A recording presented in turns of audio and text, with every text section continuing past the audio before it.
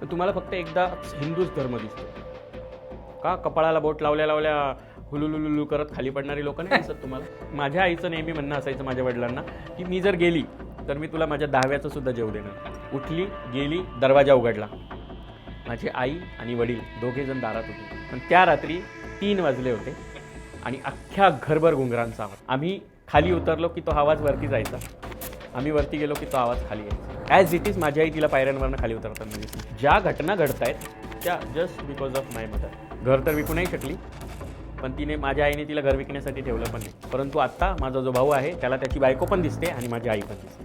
बापरे. म्हणजे बघा, एखादा आत्मा जर एखाद्या वास्तूमध्ये अडकलेला असला ना, तर कितीही मोठा बाबा बोलवा, कितीही मोठा साधक बोलवा, तो त्या आत्म्याला कैद करू शकत नाही. तुम्ही कधीही मनमाडमध्ये जा. मनमाडमध्ये गेल्यानंतर स्टेशनपासून अगदीच 2 मिनिटाच्या अंतरावर सगळ्या पांढऱ्या रंगाचा मोठा बंगला आहे.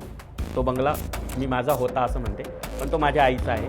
आणि तो बंगला आजही ह्या रहस्यमयी घटनांमुळे गाजलेला आहे. लोकांना सर्वांना माहिती आहे. आता ओम नमः शिवाय हा मंत्र गुरु देतो तेव्हाच आपण जाप करू शकतो. जिथे आपण 7 नंतर स्मशानात जायला घाबरतो, त्या स्मशानामध्ये रात्री 2-2, 3-3 वाजता खूप सारे लोक बसलेले असतात आणि त्या स्मशानात मी त्या व्यक्तीचा चेहरा डोळ्यांसमोर बघून शोधत फिरते.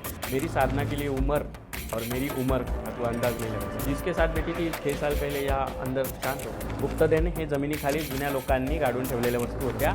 3 दिवस दरवाजा बंद होतो. देवी खरोखर रजस्वला होता आणि तो पांढरा कपडा लाल होता. हो, त्यावेळेस तर कोणी मुघल आले तेव्हा हे धर्म आले, ब्रिटिश आले तेव्हा धर्म आले. त्याच्या आधी फक्त एकच धर्म होता आणि तो हिंदू धर्म होता. आणि ते आता आपला एक व्हिडिओ आला होता, ते आता खूप व्हायरल झाला. आता त्याला 15 लाख आता व्ह्यू आले. ते महाराज म्हणत होते की अंगात वगैरे येत नसतं, तो एक नाडीचा प्रकार असतो, ती ऊर्जा ॲक्टिव्हिटी. त्याच्यावर ते सगळे आली होती लोक बघायला. ती सगळी लोक तिथे बघायला आली होती. त्यांनी ठरवलं होतं की आम्ही खोलून पाहणार समाधी. सगळ्या प्रकारे टेस्टिंगमध्ये तिथे एक चैतन्य स्वरूपी ऊर्जा असल्याचं सिद्ध झालं.